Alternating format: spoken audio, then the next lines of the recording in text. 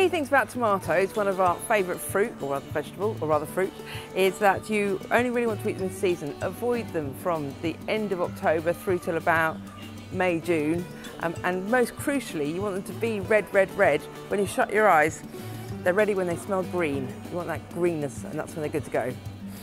One of the things I like to grow at home, because I've got a tiny little plot at home that I try to grow a few of my own bits and pieces on, is nasturtiums. They're really simple to grow. They grow quite quickly from seed to flower, and you can put them in salads and things like that. They've got quite a peppery taste. They taste a bit like rocket. So you can sprinkle them over a salad, or you can put them in some oil to preserve them and keep them sort of nice and sort of peppery, and make your oil all peppery, and just use them like that. Use them in the same way as you would rocket.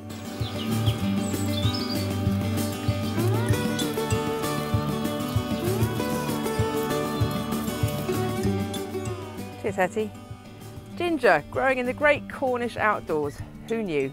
Top tip about ginger is everyone always peels it, but you don't want to do that because most of the flavour and the intensity, that delicious gingeriness, is all in the skin and the outside 3mm. So this guy over here, this is Bright Light's chard, and this is another thing that I grow myself at home. And I really like it. I'd never grown it before this year, and I thought I'll just chuck some seeds in the ground and see what happens. And mine looks a bit like this actually, so I'm quite happy coming here and seeing this and going, oh, it looks like my chard. Chard is a great leaf. It's really versatile. I think this year so far I've made mine into pesto.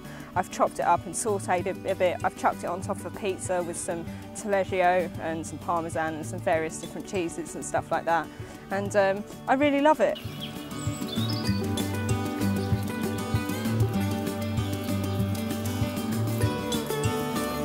Here is some very, very gorgeous garlic. This massive one is called elephant garlic because it's so big. Normally it's going to be more like that size, that's what you'll be used to seeing. And this is how it grows. These little flowers here are actually damn tasty, if you like a bit of punchy garlic flavour.